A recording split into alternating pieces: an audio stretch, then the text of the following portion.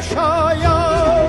Gel eyle nemaziş, gel eyle nemaziş mənəni bu sələbindən.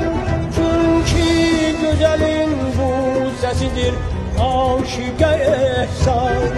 Çünki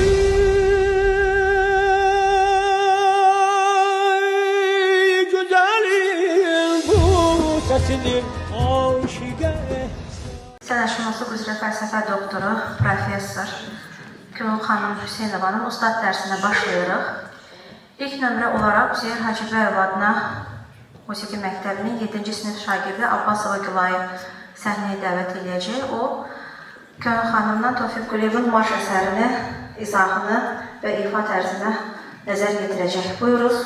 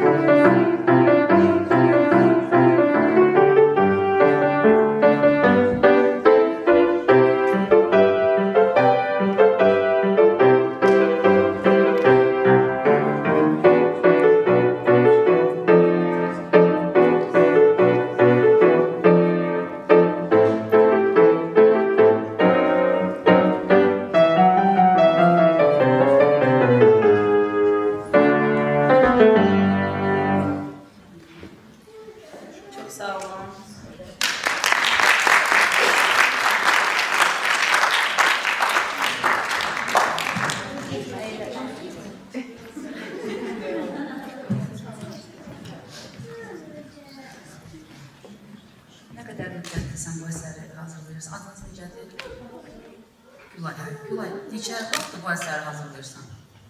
Məzunsan elə, buyur. 3-4 ay. Və bu hansı məcmuədəndir, bilirsən? Marş əsəridir. Bəs hansı məcmuəyə daxildir? Görsən, marş 12-ci nömrə. Hansı silsilənin 12-ci nömrəsidir? Cəmilərin albomu. Və özün bilirsən ki, Tofiq Quliyev bizim mahnı bəstəkarımızdır. İlk dəfə olaraq estrada janrında yazmağa başlamış, mahnıları estrada janrında yazmağa başlamış bəstəkarlardandır və onları sırf milliləşdirərək, milli özünə məxsusluq qataraq yeni bir lirizmə, yeni bir elə bir mərhələyə çatdırır. Burada həmin elementləri biz duyuruq, çünki onun mahnı bariliyində, oxunaqlığında, üstündə o hissədə özünü eksələtdir, düzdürmü? Oradakı mütləq dərəcədə sən pedaldan istifadə eləməlisən, çünki o tərzli akord birləşmələri özündə həm oxunaqlıq tələb edir, xüsusilə də səslənmə 3 görürsən, səs üzərində paylaşdırılanda sən mütləq dərəcədə yuxarı kantant oxunaqlıqla fikir verməlisən. Bu çox önəmli məqamlardan biridir. Bir də pedalizasiya. Mütləq əvvəldən başlayaraq o da pedaldan istifadə eləməlisən. İndi ora qayıdacaq. Əsas, bax, marş deyəndə sən nəyi başa düşürsən? Marş səndə hansı hissləri oyadır, hansı duyğuları, hansı ritm intonasiyaları səndə bir növ elə bir canlandırır. Bax, mən onu bilmək istəyirəm. Daha sürətli, templi, mübariz, marş özü nə deməkdir? Əsasən, yəni ki, marşlar biz bilirik ki, arka səslənir, hərbi hissələr üçün, hərbiçilər üçün yazılmış, vətənpərvərlik ruhunu əks elətdirən bir janrdır, düzdürmü? Və fikir versək əgər, bir də sənə tövsiyəm ümumiyyətlə notların aydınlığı, kserokopiya olsa belə, notların aydınlığı, parlaqlığı çox önəmlidir. Çünki göz yaddaşı deyilən bir şey var. Məsəl üçün, mən sənin notlarınla çalsam, çox özümü narahat hiss edirəm. Mütləq çalışın, həmişə yaxşı orijinal notlardan kserokis eləyin, daha iri olsun, daha oxunaqlı, aydın olsun ki, bu da özünü göstərsin. Bax, burada marşda, indi zəhmət olmasa durarsan, mən sənə deyim. Sən başlayırsan, əvvəla tempi biraz yüksək olmalıdır və daha həmin ritm intonasiyalar olmalıdır.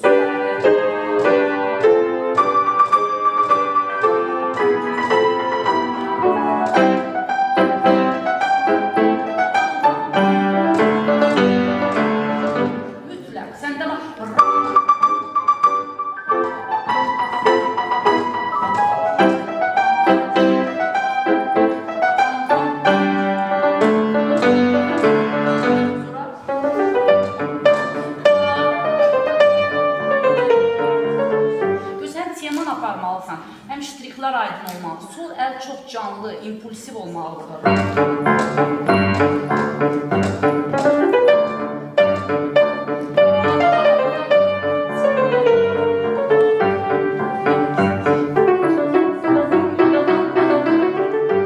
Burada da mütləq crescendo eləyə bilərsən.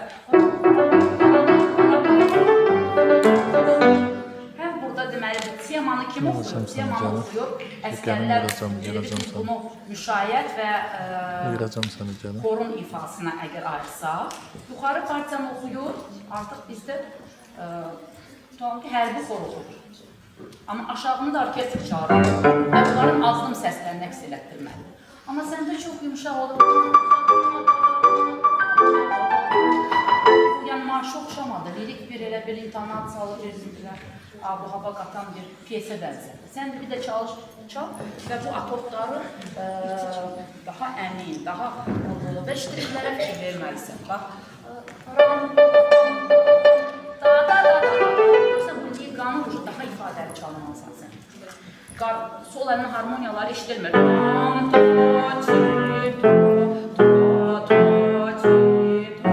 Gedişat gətirdara çıxartdı.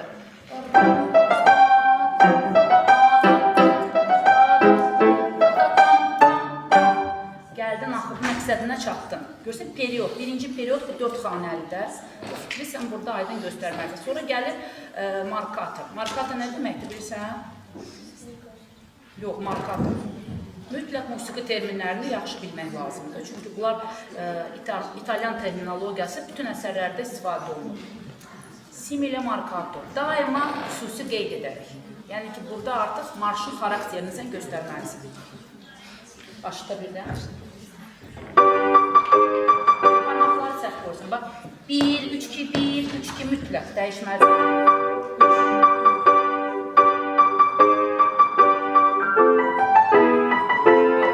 Bunlara deyir, bizimlə repetisiya deyirlər də bunları. Yəni, eyni not təkrar oldu. Eyni barmaqla çalmaq olmaz. Mütləq dəyişmək lazım. 1, 3, 2, 1 və burada haradır? Birinciyi daha ifadəli eləməlisin. Səsin belə gəlir. Bu dəyişlər 3, 3, 2, 3.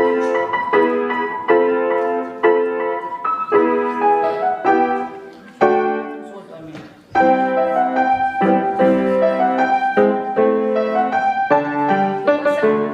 Fikir gəlir də, fikir gəlir, bəs hara çatdı? Səndə dördü də oldu eyni elə bil ruhda.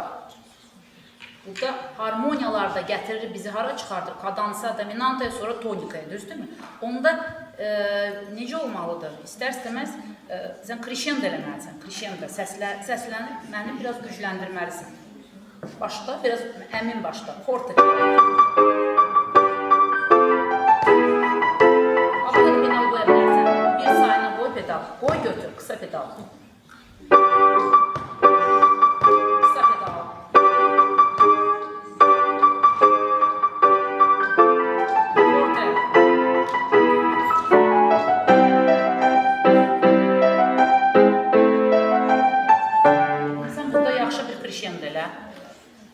Krişendo elə oradan.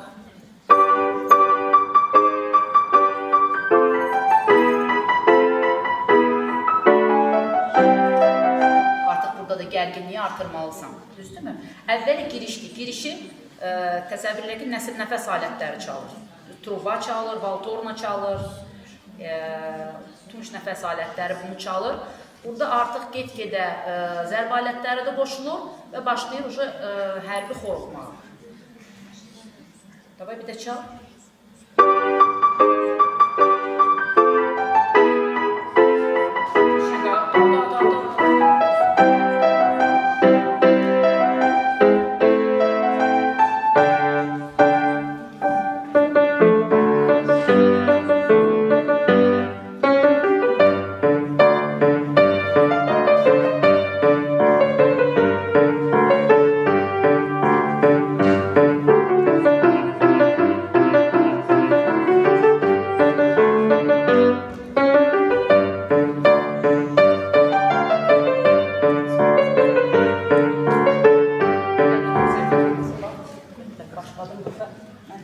Daha ifadeli davranır.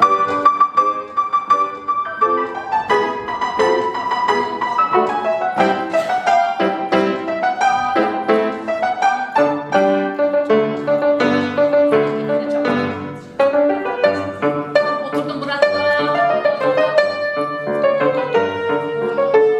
Özü həm də burada nə var? Uşaq aləmini əks elətdirən ritmlər var. Yəni bu məzəli bir marşa çevrilməlidir də, düzdürmü? Məzəli bir marşdır. O dərəcədə də ciddi deyil. Bu, deməli, bunu göstərmək üçün sən oynaqlıq qatmalısan buna. Burada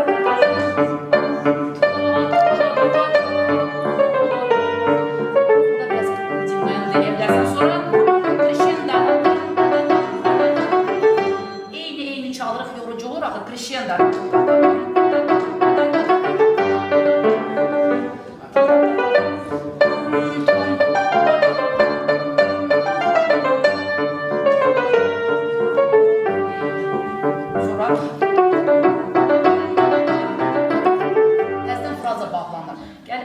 Çatanda sən uca dimunayan eləməlisin bizdə. Başa düşürsən, gəldin, fikri göstərdin. Amma bura gələndə eyni bax, sekunda. Bunu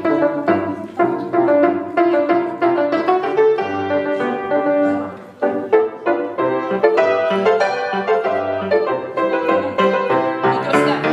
Bunu çalıb, orkestrdə bu nəfəs alətlərdə unutandım və zərb alətlərinə bir ara.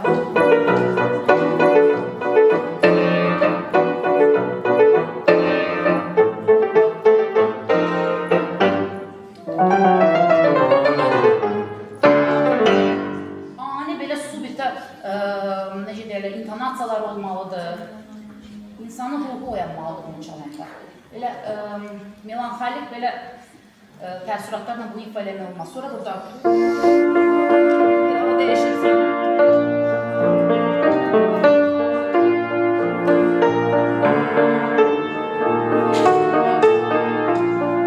Sən də çox bərk olur. Bizim diqqətimiz olmalı yuxarı səslər.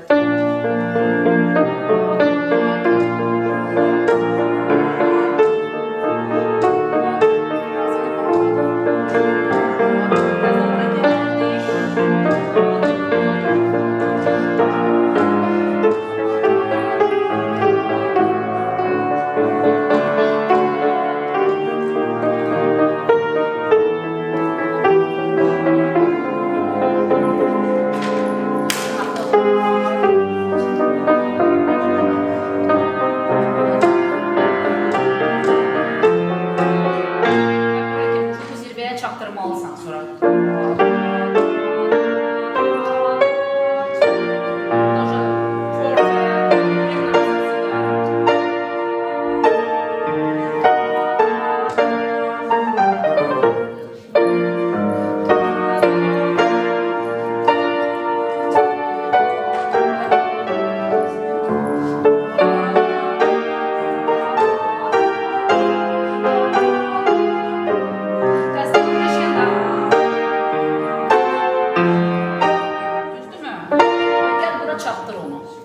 Çaktırmalısan.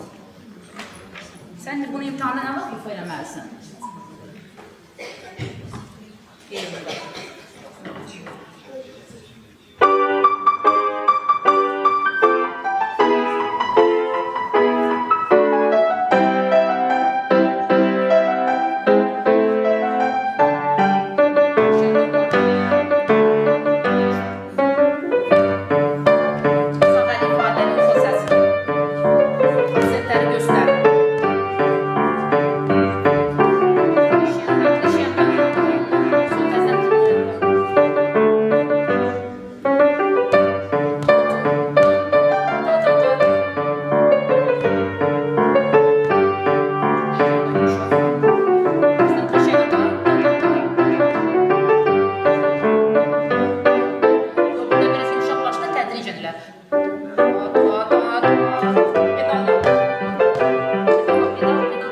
Bir saniyede vədə qaldırırsan.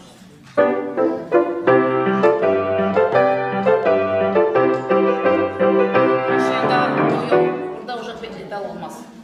Stakat olmur onu.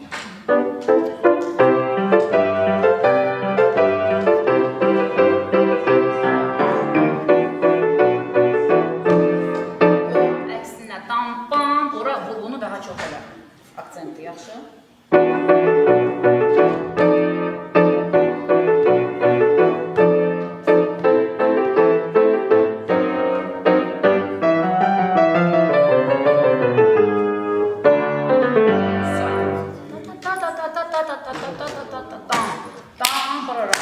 Gecikme oranı.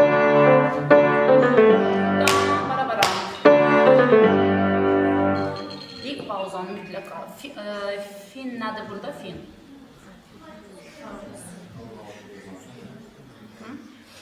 Müəllimlər mütləq terminləri yaxşı öyrənsinlər uşaqlar. Çünki bu o qədər vacibdir. Terminlər, əsərin, tempo de marşı. Bu nə deməkdir bilirsən? Marş tempo. Marş tempo. Yəni, burada da sən yəni ki, sonluqdur da. Artıq sən segnadan sonra, təkrar edəndən sonra sonluq deməkdir. Sonluqda bitirməlisən. Dinamik işarələr, bu hansı dinamik işarələr? Vertini bir ara. Sonra, sən fikrin var, müzikin davam edəmək. Kollecə girəcəksən. Necə? Hansı? Musik üzrə.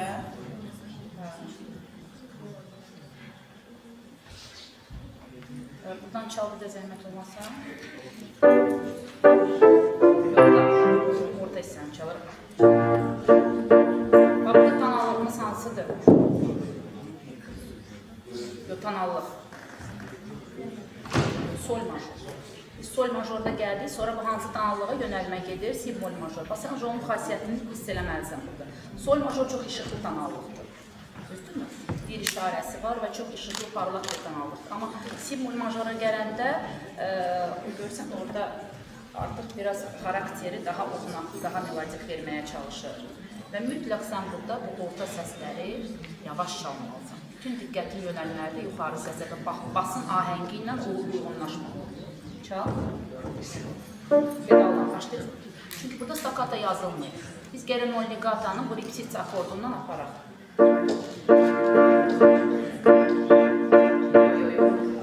Çox elə oxumaq lazımdır. Biraz dərin film.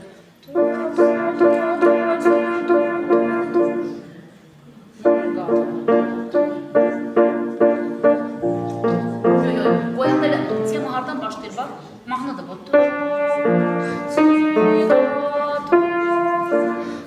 Sən onu oxumalısan.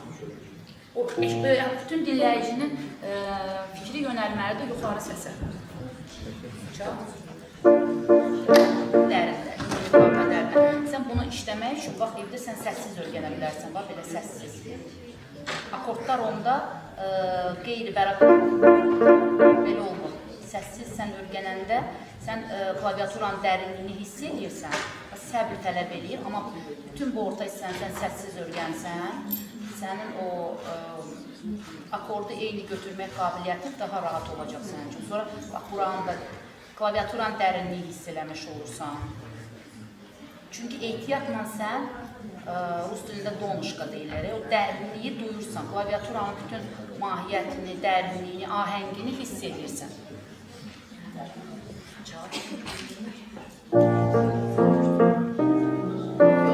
Mən lazımdır, bax.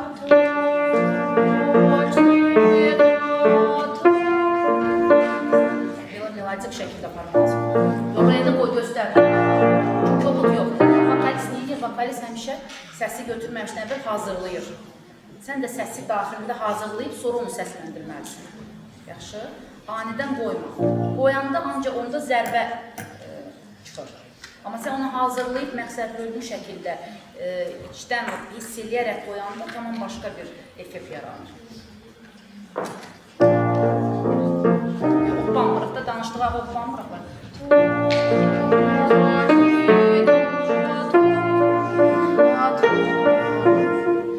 Çalışırıq, o dəqiqə bunlar yavaş-yavaş səslənsin. Diqqət yuxarı səs, orta səs piano. Yavaş. Yox, bunu dərk. Sən şey var, baxına var, 4-lə başla, bunu dərin qoy biraz.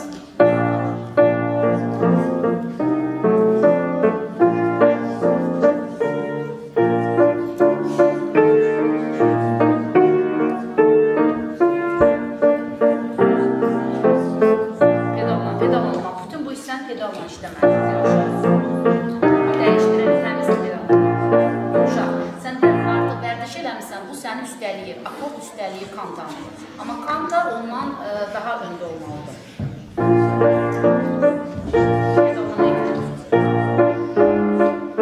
Pedal gecikən pedaldır. Bilirsən, düz pedal çalırsan. Düz pedal çalanda onda rabitəli bunlar birləşə bilmir. Amma sən gecikən pedalını, akordu qoyan kimi dəyişməlisən yenisi ilə. Yaxşı? Sən gəl bu tərəfinə keçək.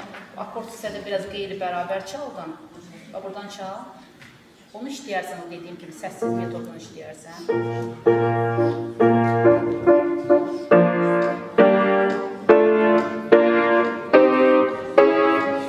Sən bizə də çaldın. Hamısını eyni çaldın. Amma burada bəstəkar nə eləmək istəyir? Bəstəkar bunu gətirir, re notuna çatdırır.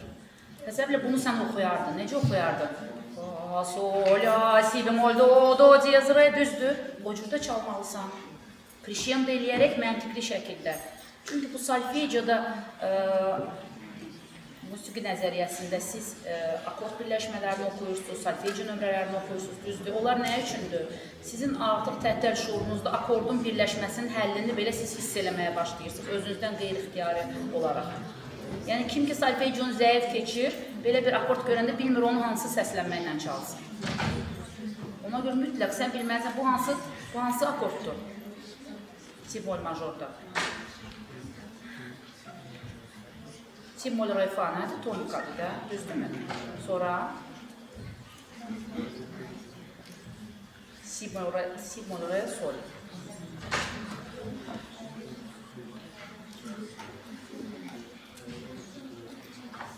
Altıncı filəni.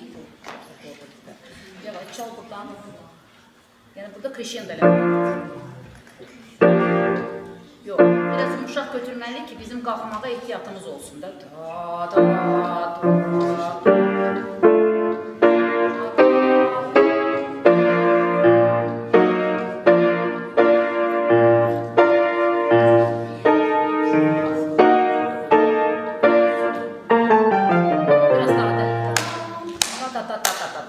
Tez olmalı. Başa düşdün? Sonra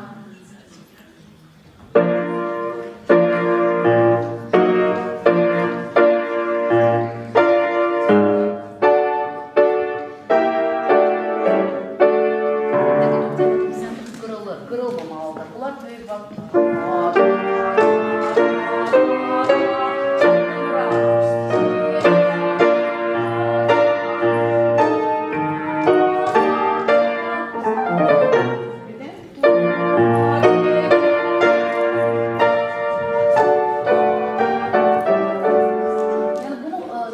Aparmalısan. Sən də ancaq statik gedir hər bir şey. Sən onu melodiyanın daxilinə yeritməlisən. Çünki bayaq nə deyək ki, Tofiq Quliyev mahnı bəstəkar. Ümumiyyətlə bu silsilədən başqa nəsə ifa eləmirsən? Cəmilənin albomunu silsiləsində. Burada görsən, Seva velosipedi ilə var, Qəmli, Qaytağı. Qaytağını eşitmirsən? Qaytağı var, burada Lay Lay var, Motor, Lirik Vals. İfa eləməmsən, nə var? Gəzinti. Yəni, bax, bu şəkildə sən bunları inkişaf elətdirməlisən. Ən çox sən çalışmalısan, biraz daha ifadəli, melodik çalasan. Çaldığın əsəri oxumağa çalışmalısan, daha obrazlı, emosiyalarını gizlətmədən. Bir də texniki qabiliyyəti mükəmməlləşdirmək lazımdır ki, o istədiyin məqsədə daha yaxından çata biləsən, daha tez bir yollarla ona ulaşa biləsən. Bəs hansı etüdləri çalarsan? Bu proqramında nə var başqa?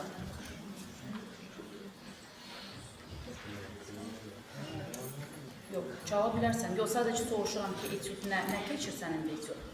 Buraxılış imtahanı hansı etüd çalacaqsan? Hansıdır? Etüdün nömrəsi var da. 299-cu opustandır. Mütləq müəllimlər, hörmətli müəllimlər, məlumat verməlisiniz ki, Çerni Germerdən çalır, ya 299-dan, bəlkə 740-cı opustan çalır. Sən bilməlisən ki, hansı kanallıqdadır, hansı silsilədəndir, opustandadır, əsər sayılmandır. Sonra polifonik əsərlə çalırsan. Nə? İnvensiya. Kim yazıb invensiyanı, bilirsən? Johann Sebastian var. Neçə səsli invensiya məcmuəsindən çalır? 2 səsli çalırsan. Sonra bəs başqa nə çalırsan? Sanatan var. Sanatina.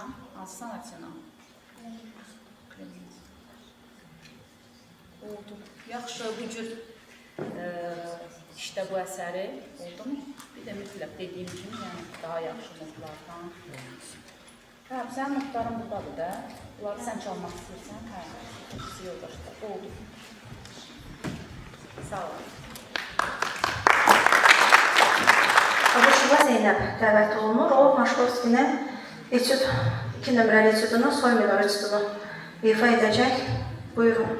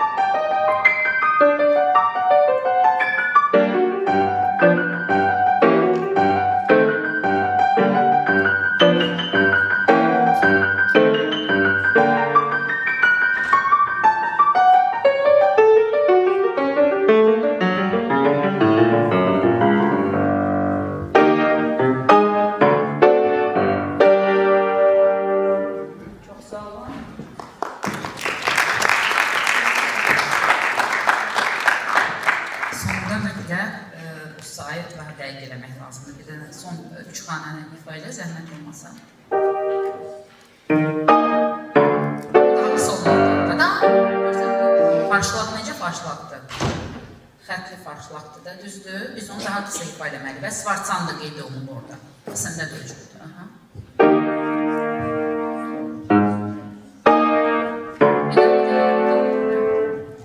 Svarçanı da düzdür. Yox, bu doğdu basta. Bunu sən arpeyci kimi çala bilərsən. Çünki bu farşlaq deyirlər. Avam. Əli çatmadığı üçün elə çalarsın. Bəli, onu arpeyci kimi çal. Amma bunu yazıldığı kimi farşlaq elə. Bunu isə biraz daha gec götür. Çünki sən ölçülüyü dəyişmiş olursan. Qadam, daha qısa. Bunu məşq eləməlisən ki, daha qısa olsun. Və etüdlər haqqında nə deyə bilərsən? Səncə bu bədii etüdlər silsiləsinə daxildir, yoxsa sırf məşğələ xarakteri daşıyan etüdlər?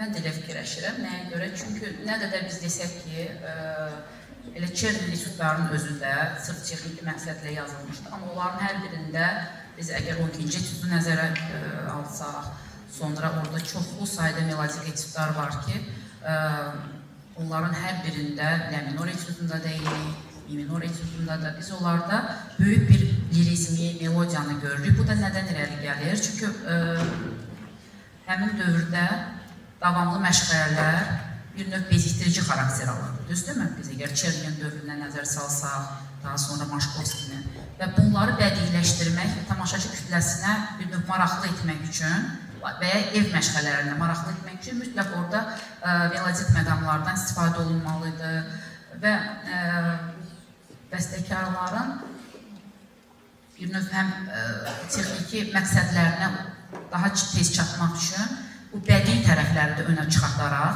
onlar çalışırdılar ki, əsəri daha əlçatan eləsinlər. Çünki görkəmli Sovet pianoçu pedaqoqu Şaroyevin gözəl bir sözü var ki, siz qamma çalanda belə onu çalışın vokal səsini eyniləşdirərək oxunaqlı melodik çalasınız. Yəni qammalarda mən həmişə tələbələr, şagirdlər çalanda tövsiyə edirəm ki, mütləq oxunaqlı çalın.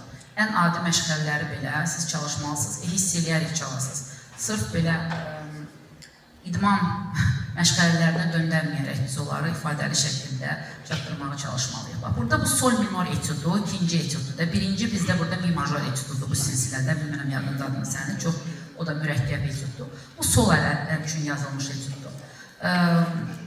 Sən burada ilk növbədə, mən istəyərdim ki, bax bir də başqa zəhmət olmasa, məntiqi cəhətdən sən gəlib ikinci xanənin vurğusunu hiss elətdirməyi bacarmalısın. Çal. Yəni, yox, sən gəlib ikinci xanədə bu akordu daha da zəif götürürsən. Tam, bam, bam. Ora gəl.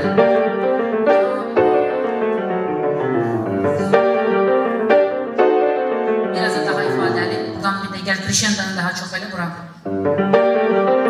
Bir saniye balaca bir pedal da götürmeye olur biraz. Çok kısa, daha kısa. Hiç kim bilmez ama sen oraya çalar vermelisin biraz. Pedal lehçesi olur.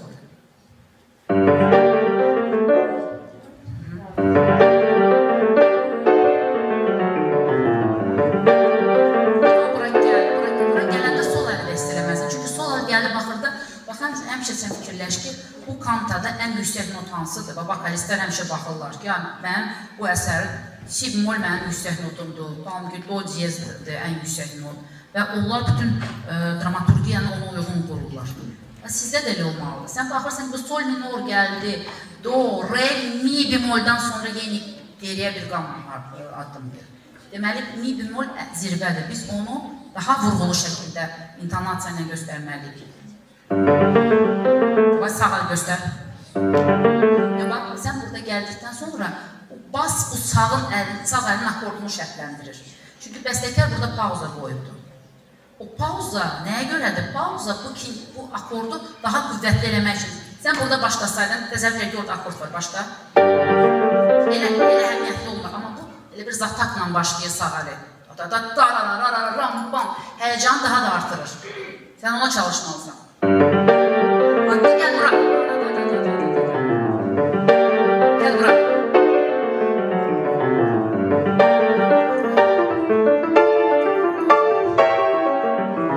İndi burada nə istəyir bəstəkar?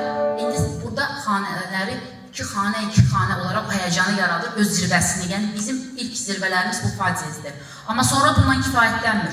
Deyir, mən daha geniş bir xanələri, daha geniş maştabı əhatə eləyərək sonra yenidən bu A hissəsinə qayıtmalıyım, düzdürmü? Düzdür. Ona görə də biz burada gərginliyi daha da artırmalıyıq. Və sən hiss eləməlisən ki, bunlar keçid akordlardır. Keçid akordları da həyəcanla, stakato ilə gətirib, yenə də aksentlə zirvədəki do diyezi daha sonra isə burada dominantaya çatdırmalısın. Re. Buradan çala bilərsən.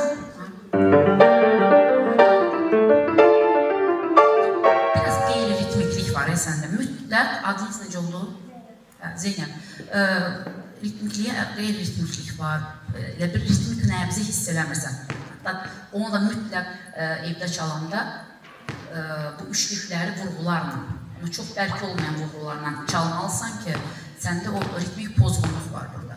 Bax, o sənə mane olur, belə əyrilik, qeyri-bərabərlik yaradır ifanda.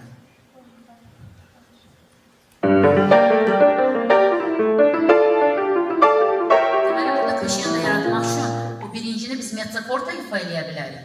Sonra ikincini forta, sonra Krishtian'da artıq bura iki fortaya gələ bilərsən. Yəni, o zaxlazı həmişə saxla, ehtiyatı saxla. Gəl bura. Do, la, re, bunu göstər.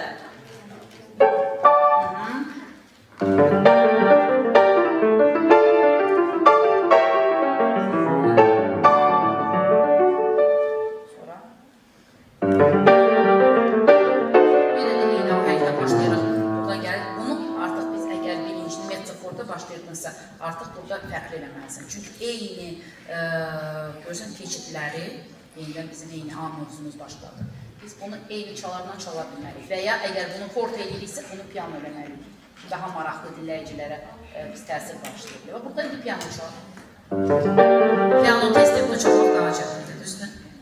Piano saxlamaq səslənməni eyni avazla.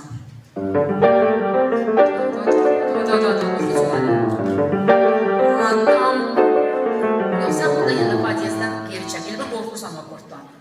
Göstər onu. Bax, bu ikinci xanənin akordunu mütləq göstər.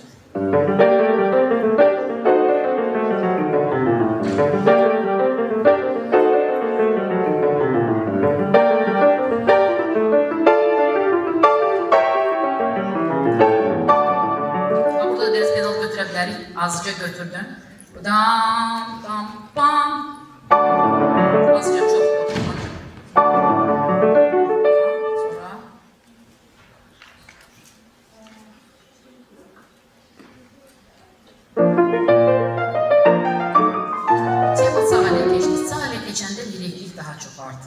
Və bu, görürsən, intonasiyalar bir növ rəqs fəaliyyəti elə bir elementlər gəlir.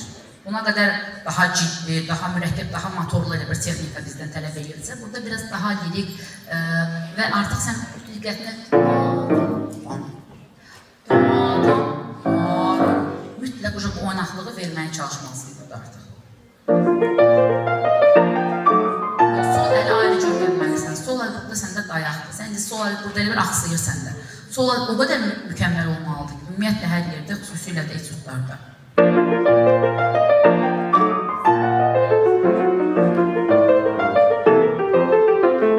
Biz burada neylədik? Əvvəlcə fikri göstərir. Daha sonra fikri inkişaf elətdirir bəstəkar. İnkişaf elətdirəndə artıq sən dinamikanı, emosiyaları artırmalısan.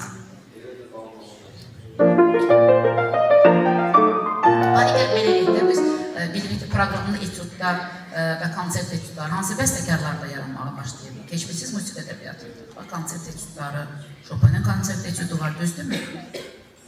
24 etüd və sonra 3 dənə də əlavə naviletləri alınır. Sonra konsert etüdlərinin şahı, virtuoz, müxtəlif texnika növlərinə hansı bəstəkardır, romantizm dörd bəstəkarı ki, o etüd janrını zənginləşdirmiş və ona böyük yeniliklər gətirmişdir. Liszt, Ferenc Liszt proqramda etüdlərin deyərdik ki, o şahı sayılır. Sonra başqa hansı etüd yazmış bəstəkarları tanıyırsın?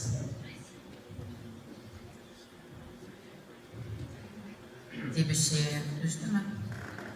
Debussy-nin İsmail'in bəstəkarı, Skriabin etüdləri var, Rachmaninoff'un etüdləri, eşitmirsən onları? Onlara qulaq asarsan və sən orada görəcəksən ki, bu etüdlərin bir növ elə bir bunlar onların sələfləridir.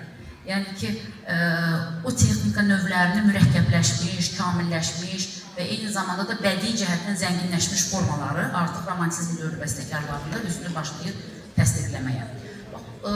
Burada mən Chopin mazurkalarının elementlərini görürəm sol əldə. Halbuki sən mazurka çalanda, bax, onların hamısını hiss edəcəksən. Üçüncü vurğunun ifadəliyini, burada sən çalışmalısan, onu göstərəsən.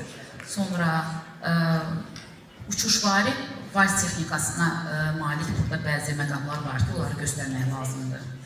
Buna görə müxtəlif janrlar, müxtəlif dövrlər, müxtəlif yanaşmalar o qədər sizin dinlədiyiniz musiqilərdə, musiqi ədəbiyyatı üzrə tanınmış olduğunuz əsərlərdə sizə hoppalıdır ki, ifa zamanı onu artıq siz tətbiqə çevirə biləsiniz. Tətbiq eləyəsiniz və ondan faydalanaraq yeni ifa üsulunuzu yarada biləsiniz, yanaşma tərzinizi. Mənə elə gəlir ki, sən amma davam etmək istəyirsən, hə, bu sahəni? Sən də xeyr. Niyə? Mən nəsə səndə o həvəsi duydum.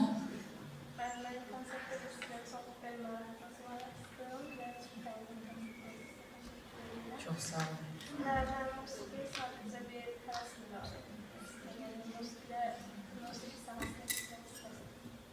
Sən neçənci sinifsən? 6? Yazırsan sən. Buyur, tamam elə. Dediyim kimi də bir də başlayaq. Adı da sağ elədim. Re, fa, si, gəldin re'yə. Zirvəni göstərdilər. Azca pedal götür buradan. Pedaldan başla.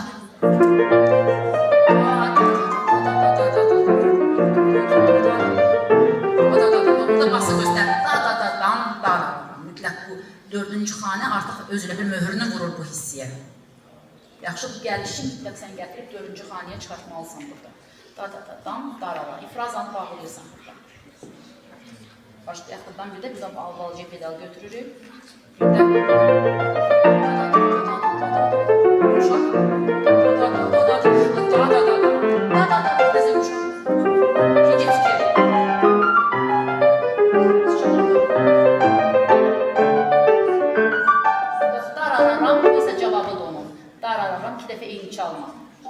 buradan bir də çalacaq mı?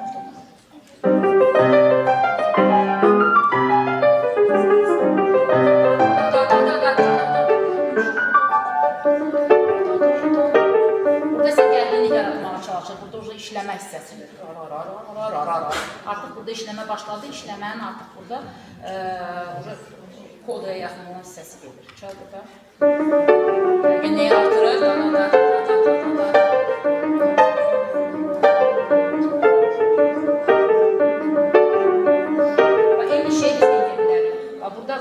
Biraz dinamikdən daha çox eləyə bilir, amma burada isə əksinə piano ilə eləyə bilərsən.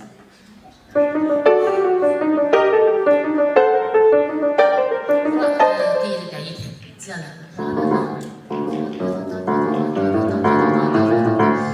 pulsasiyanı artır.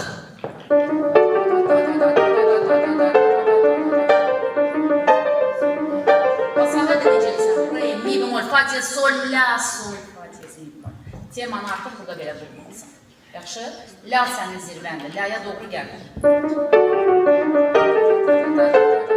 Gəl artıq. La. Sol. Az eləyəsən eyni şey. Göstərsən ona o qədər də emosional şəkildə yox.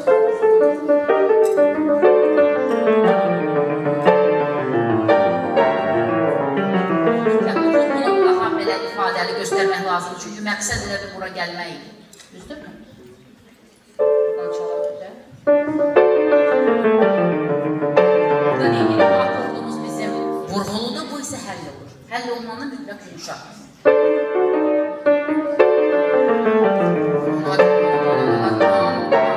Və hansı akordu biz göstərmək istəyirik, onu tələsərək çalmırıq. Əksinə nəfəs götürüb onu hazırlamalıyıq. Sən amma ən elə bir parlaq məqamları gizlədirsən, tələsdirərək. Çalış, onları daha ifadəli götür. Nəfəs götür, hazırla, biraz gecikdir. Lüft daha yaxşıdır. Ritenotadan çox lüft, azca, balaca onu hazırlıq. Burada həll edirik. Danışırıq ki, akordu qoyuruq aksentlə və həll edirik. Qoyuruq, sonra həll edirik.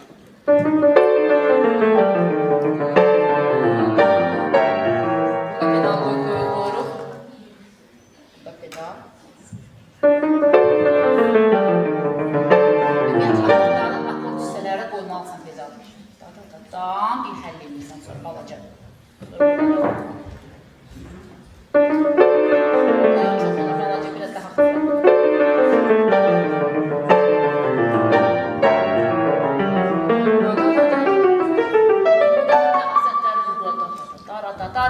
Vurğulaya gedir ona.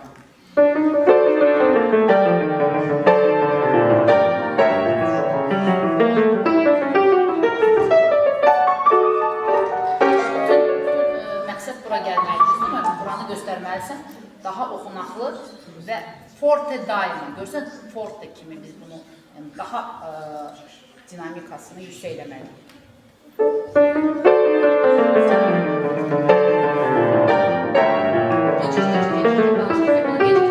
Gecik götürürsən biraz. Azalmadı, alca gecik, da. Sanki dirijor göstərir ki, orkestr bir yerdə çalsın. Aydındır, azca gecik bura.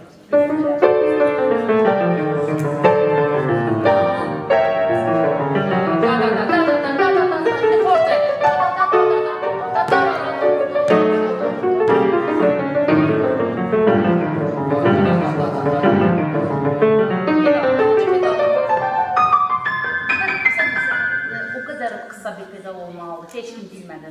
Yəni gördüm ki, çətindir, yəni yayılır səs onda heç görünmür.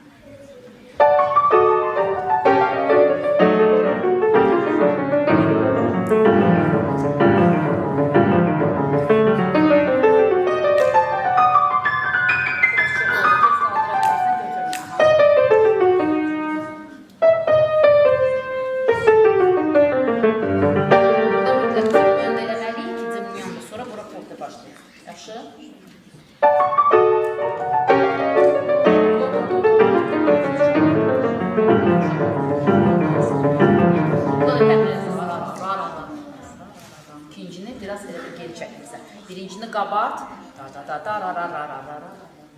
Yaxşı. Həmişə eyni məqamları çalış, fərqli dinamika ilə çalarsan.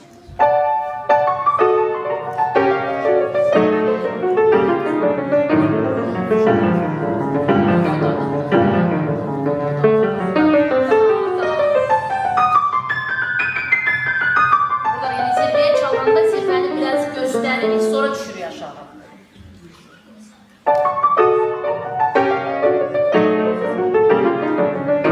Bakın aydın deklamat olmalı. O ifaçılarda, səs ifaçılarına necə deyirlər ki, artikulyasiyası aydındır, deklamasiyası aydındır.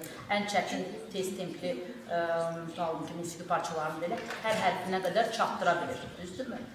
İfadə bizim o yanıltmaçlarımızı biz necə mahircəsinə tez deyənlərə həsətlə baxırıq ki, çaşmadan deyirlərdir. Onların yəni iti texnikaları var, deyiş qaydaları var. Səndə də olmalıdır. Bu ifadə, o itilik və aydınlıq, yaymadan, konkretlik.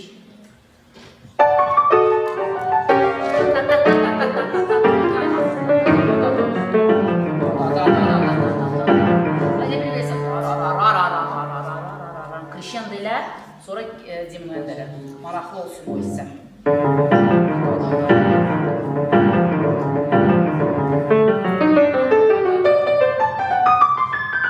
Sən əllərini çevirəndə monodestra, monosonestra, düzdürmü? Nə deməkdir?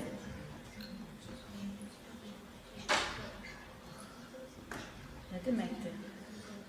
Sağ əl, sol əl deməkdir. Sağ əl, sol əl. M-D, sağ əl, M-S, sol əl.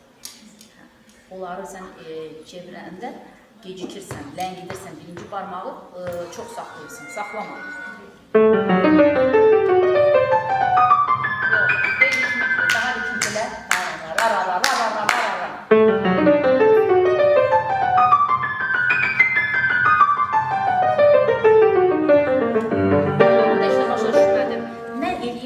o məntiqi olmalı, məntiqi əsaslanmalı olar. Sən çanki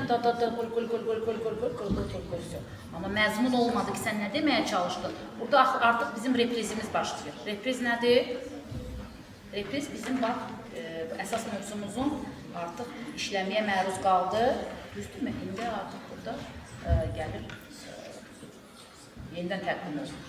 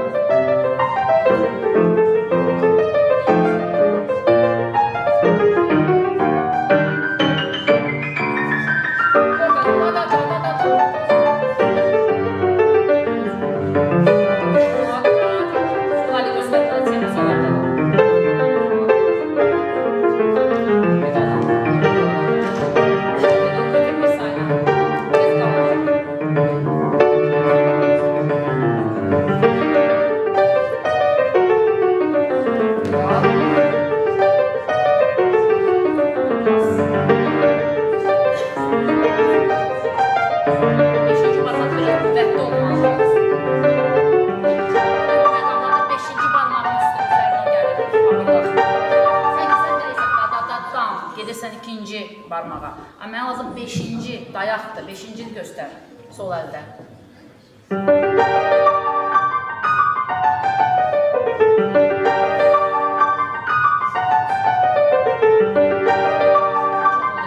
Hissələrdən çox oldu. Yazılmış olsa da amma çox oldu. Mütləq qulaqla kontrol. Birinci qarmoydan sonra dəyiş pedalı. Yox, bir say, iki sayda pedal yoxdur. Birinci üçlükdə var, sonra ikincidə yox.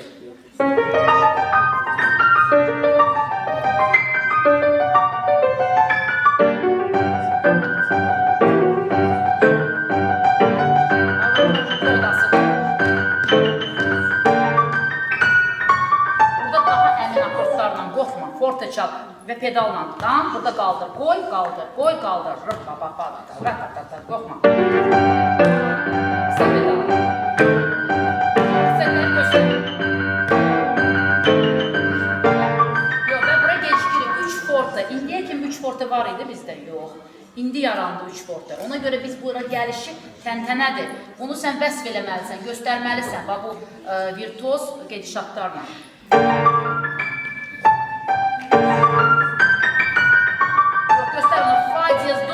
La, fa diyez, göster.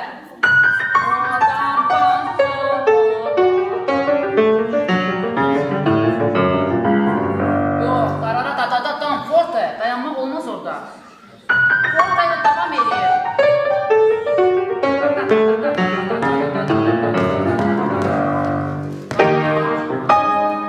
Bunu dedik ki belə çalırdı. Əlimiz çatmadığı üçün bunu yayırıq, razlajisi eləyirik də, yəni bir səfərləyirik. Düzdür mü? Onu isə xətli faşlaq etmək. Adam.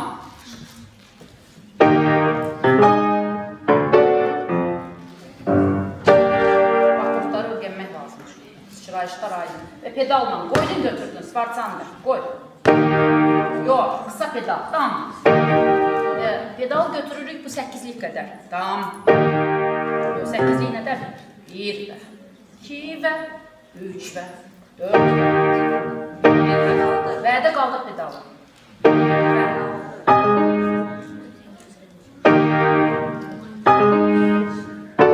Yox, dadam. Akortla, ikinci akortla bir yerdə, farşlaqla, yəni burra ilə bir yerdə deyil, sağa.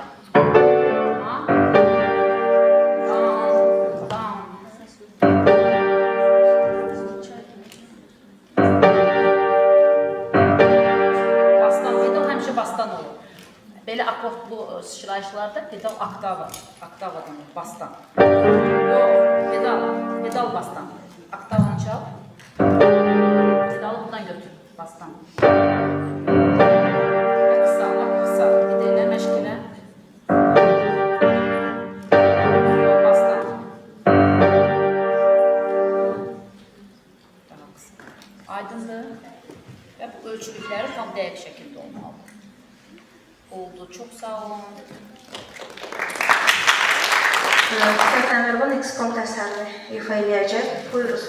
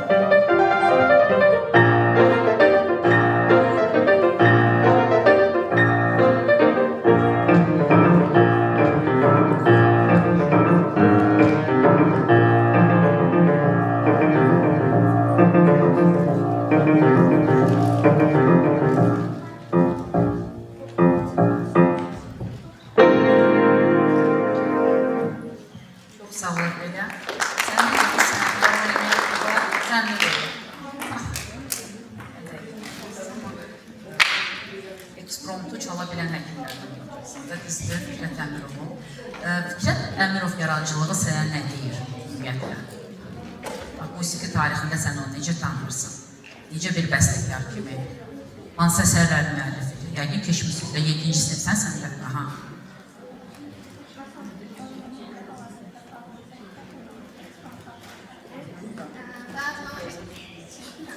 Məsələn, indi hal-hazırda çaldığım əsər Fikrət Əmirovun Eksprompt adlı əsərdir. Bu əsər, yəni... Eksprompt nə deməkdir, bilirsən? Bəli. Alədə, spontan elə bir yazmandır. Ekspromptun birincisi də var. O da daha çox hansı xarakterdədir? Xəbərin var ondan, dinləmişsən? Deyəsən, işləmişəm, amma bu ondan... Bizim böyle bir çoban tütəyinin səsini vəsf edir, səhərin açılmasını orada canlandırır. Bu amma daha dinamik, daha... Bax, Fikrət Əmirov yaradıcılığında Azərbaycan milli musiqisinin hansı janrı önəm kəsb edir, üstünlük təşkil edir? Hansı bizim folklor nümunələrimiz var? Sənətimiz bizim. Azərbaycan xalqı bütün dünyada onun məşhurdur. İndi bizim hansı bir janrımız var ki, xanəndələr onu oxuyurlar. Muğamlar. Muğamlardan da istifadə edir və ilk simfonik muğamı yaradıcısı da Fikrət Əmirov. Keçmişsiz hansılardır? Heç muğam yaradıcısı. Simfonik muğam. Simfonik muğam. Hansı muğamların tanesi?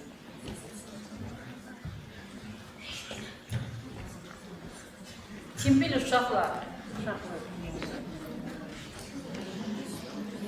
Kim bilir bizimkiler, ne xanımlar, uşaqlarımız biz.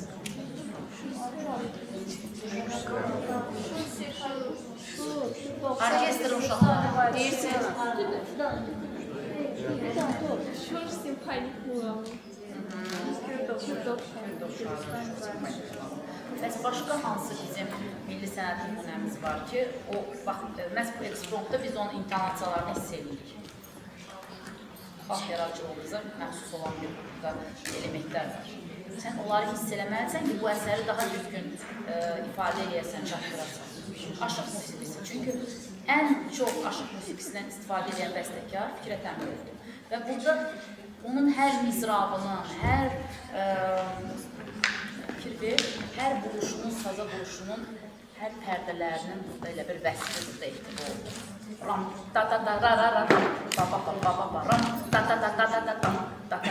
sən biraz düzdür, kombriyoda, ligretdadır, amma azca özün necə deyir, qavradığın bir tempdə. Sən elə bir tempdə çağırdın ki, sən onu dərk eləmirsən. Əllərin başından öndə gedirdi. Amma mən istəyirəm ki, indi elə bir temp götürəsən ki, sən onu dərk eləmiş şəkildə həm qəlbindən keçirdirək, həm də eyni zamanda bütün bu ritim intonasiyaları çatdıraraq göstərəsən. Birinci akordu qorxmadan ver.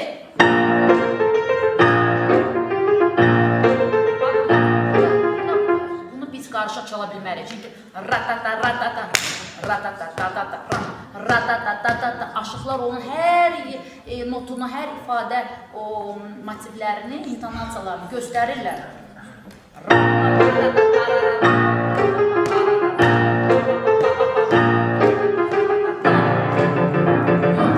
Sən aksent olmayan sən fərqləndirməlisən ki, maraqlı olsun.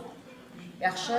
Sən hamısını aksent eləsən, can sıxıcı olur. Elə bunun özəlliyi odur ki, sən xanənin bəzi hissələrində bəstəkarın istədiyi kimi o vurğularla o aşıq ruhunu, xalq yaradıcılığını sən burada önə çıxartmış olursan.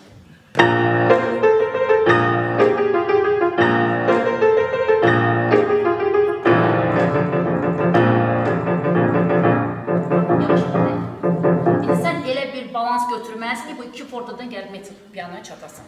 Çox maraqlı bir şəkildə, belə maraqlı bir cimnoyen də yaratmaq lazımdır orada. Başla. Burada qoyma, dam, hoppan, bunu saxla, sol əl. Sol əl saxla.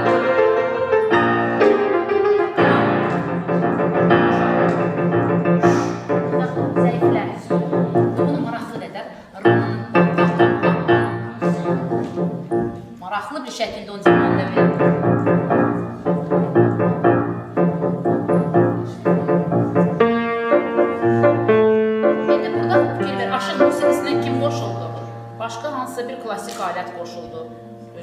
Bu artıq sanki milli alətimiz deyil. Deyə bilərək ki, bunu violonçeli ifa eləyir. Hər hansı bir nəfəs aləti. Yəni sən bunu əgər orkestrləşdirsən beynində, mütləq çalanda da hiss eləmək lazımdır. Lap balaca bir piyes nümunəsi olsun. Həmişə sən fikirləş ki, mən dirijor olsaydım və ya bəstəkar olsaydım, düzdürmü? Hə, bu hansı alətdə mən bunu, məsəl üçün, səslənməsini canlandıra bilərdim. Sən onu səsləndirəndən sonra, o səsi tapandan sonra onu ifadə eləmək sənə daha asan da olacaq. Burada sən nəyi verərdin? Tar yox, tar. Tar yox, tar artıq sazımız var. Tarı hələ bura salmırıq.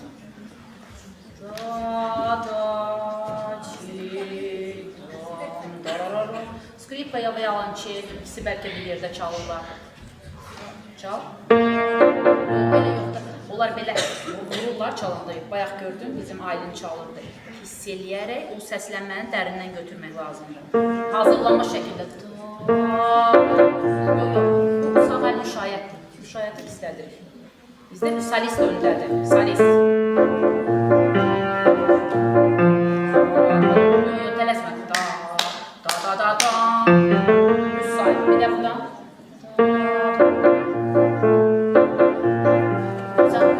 Sən önə sol əli çıxart. Belə parlaqdır. Vurma.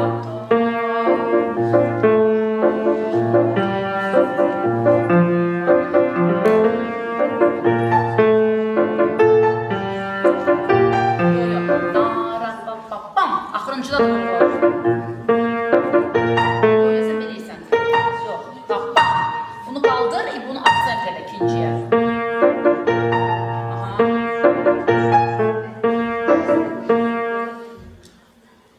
Do, re, fa.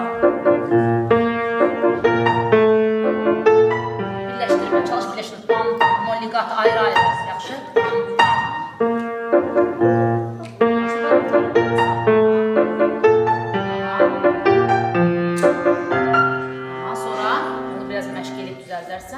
Deməli, və burada si bemol, la, sol, fa.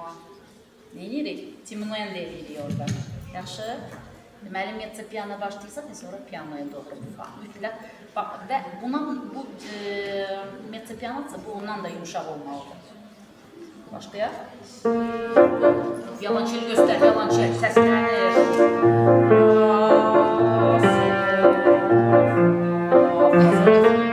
Tələsmə. Fa, fa, sol, la, si, ritmik dəqiq.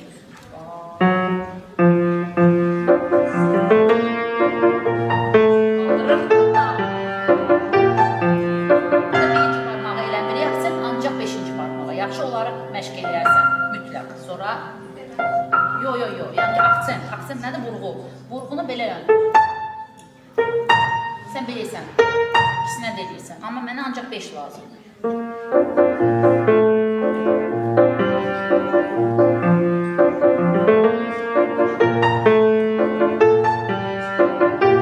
Asandır birinciyə, akcent eləmək asandır da. Sizə rahatlama çətinliyi odur ki, birinciyə oturmayasınız.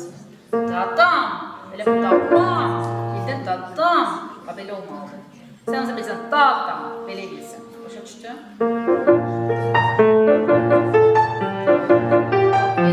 Baxmayaraq ki, bura daha xarakter qatılaşır, düzdürmü?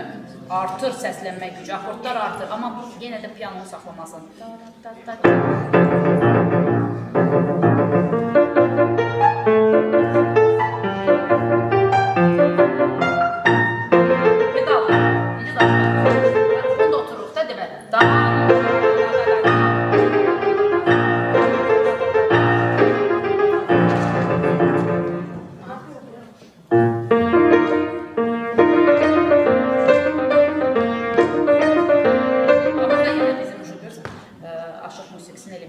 Oradan başladı gəlməyə.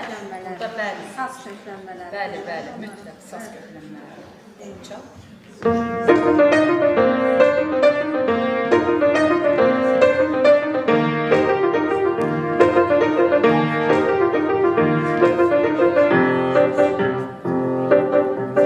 Burada orada tam çalmırsan, hə? Sən bilirsən.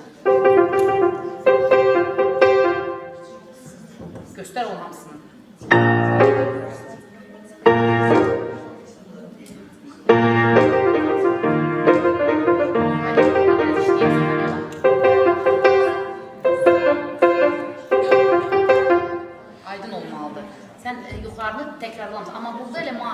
ki, mütləq o, görürsən, əvvəlcə kvarta verir, quinta verir, onları istəyir ki, o gedişatı göstərsin, pərdələrdəki nə cür götürür, sol əlinə.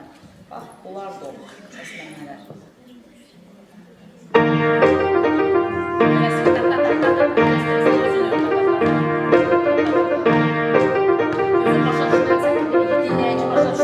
Sən özün başa düşmürsən, orada yaxşı tələsmə orada. Yavaş gedəndə səndən işləyərsən.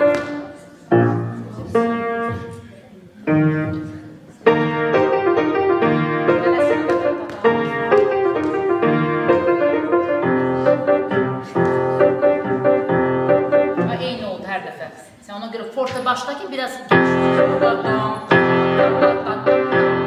indi piyano bildin, maraqlı olsun. Sonra pedalı burada 3 dəfə dəyişirik. O qırıq oktavalar gedir də.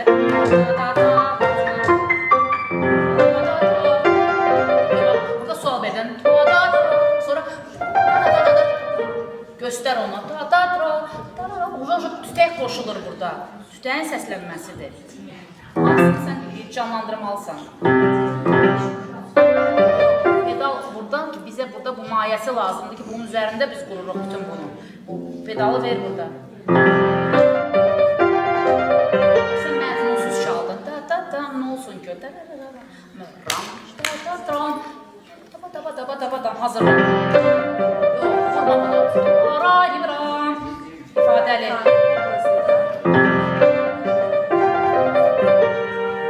Sonra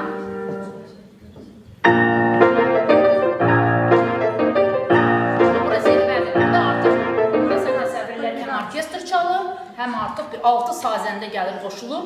Tutsi. Tutsi, yəni hamısı bir yerdə çalırlar. Qorxma.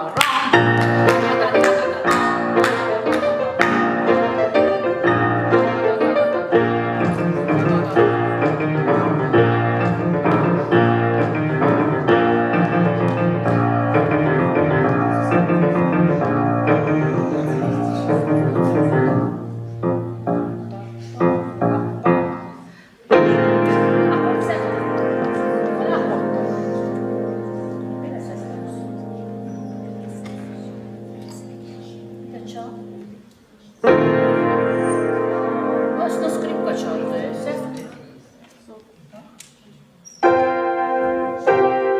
Belə olmaz. Sən öz notun hanı? Bu skripka çalınır. Öz notun haradadır? Get gətir. Hanı axırıncı səhvəsi?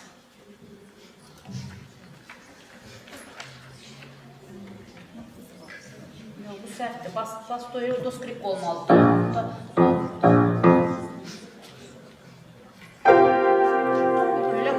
Belə şey ola bilməz.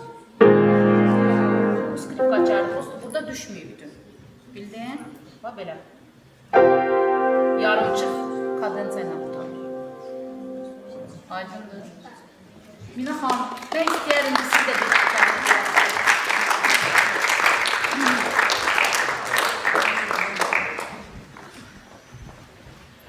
Mina xanım Bakı Musiqi Akademiyasının dosentidir, fəlsəfə doktorudur, sənətşünaslıq üzrə.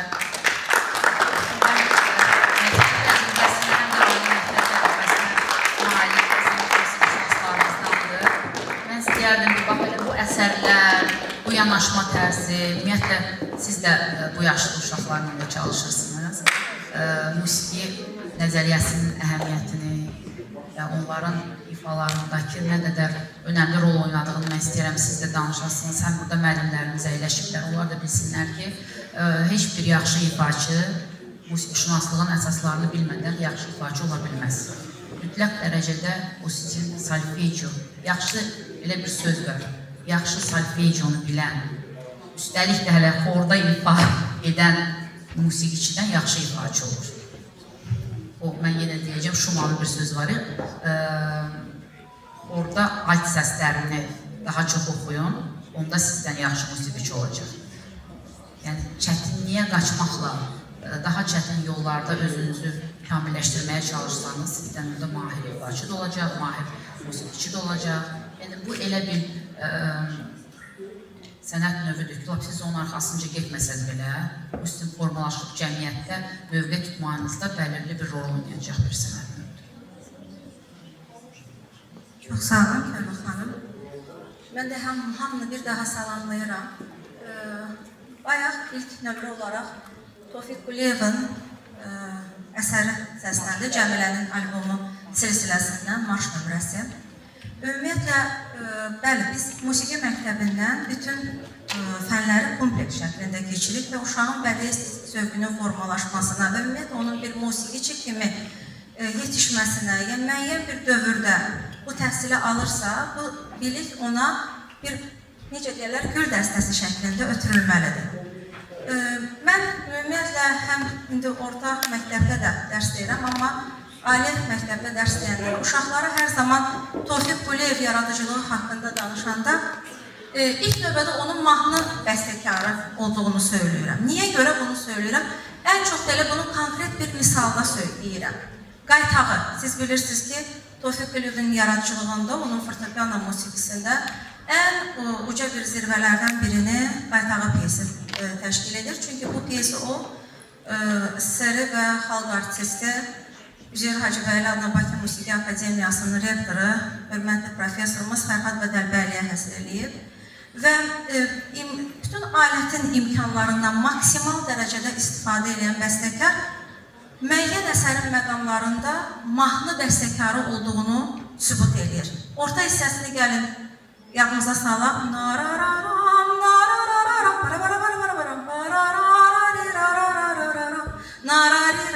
Yəni, hansısa bir sözlər əlavə eləsək bura, bir mənalı olaraq, buradakı piyesdə əsl bir mahnı bəstəkarının yazdığı fortepiano nümunəsini aydın şəkildə görəcəyik. Ümumiyyətlə, musiqi tarixində belə nümunələr çoxdur. Bunu biz Schubertin yaradıcılığında da görə bilərik, eləcə də Schumannın da yaradıcılığında və Rus bəstəkarlarının da hətta yaradıcılığında aydın şəkildə görünür. Tofiq Quliyev bayaq şagirdimiz ifa elədi.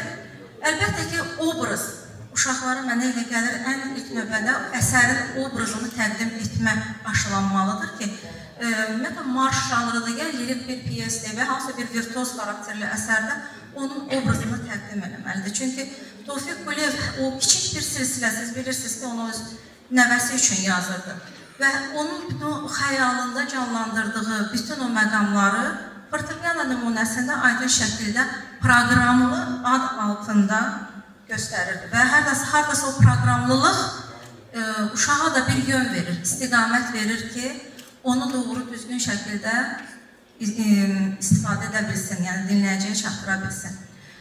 Əlbəttə ki, məsələn, burada etüd janrı ilə də bağlı biz bir nümunəni eşitdik. Etüd, yəni şagirdimiz bacardığı qədər, yəni texniki bir priyomları göstərir. Lakin etüd, siz bilirsiniz ki, həm bir məşqələdir, eyni zamanda bütün ifaçılıq potensialını ortaya qoyan bir nümunədir. Və musiqi tarixində indi gələcəkdə əgər davam eləsə, amma gördüm ki, uşaqlar davam eləməyəcəklər. Onlar tanış ola bilərlər. Məsələn, romantizm cəryanının görkəmli nümayəndəsi, bəstəkar və pianoçu Friedrich Chopin, Ferenc Liszt etüdları ilə və orada ona artıq hər şey daha belə geniş şəkildə aydın olacaq. Və son nömrə olan Fikrət Əmirovun Eksprompt nümunəsi. Mən elə sual soruşmaq istəyirdim ki, Afiliyadan. Siz bilirsiniz, Eksprompt nə deməkdir?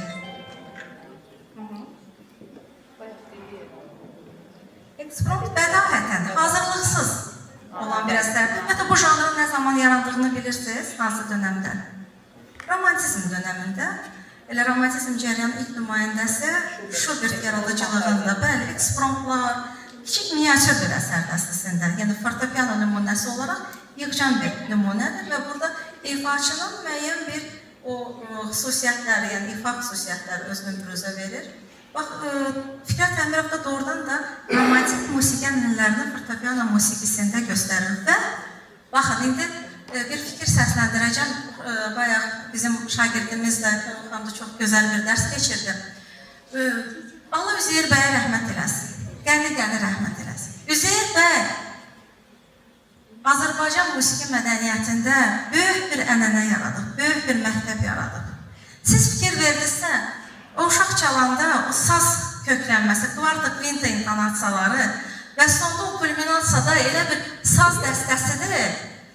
Onun bütün elə bir saz dəstəsi gəlir, o musiqini ifa edir, unison bir şəkildə.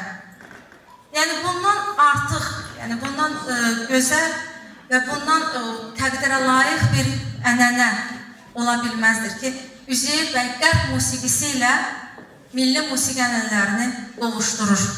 Və bu günə qədər Üzeyir bəy ənənələrini, bax bu gün də fəaliyyət göstərən bəstəkarlarımızın yaradıcılığında, Azər Dadaşov yaradıcılığında, Sərdar Fərəcov yaradıcılığında, Ceyhun Allahverdiyev yaradıcılığında biz aydın şəkildə görürük.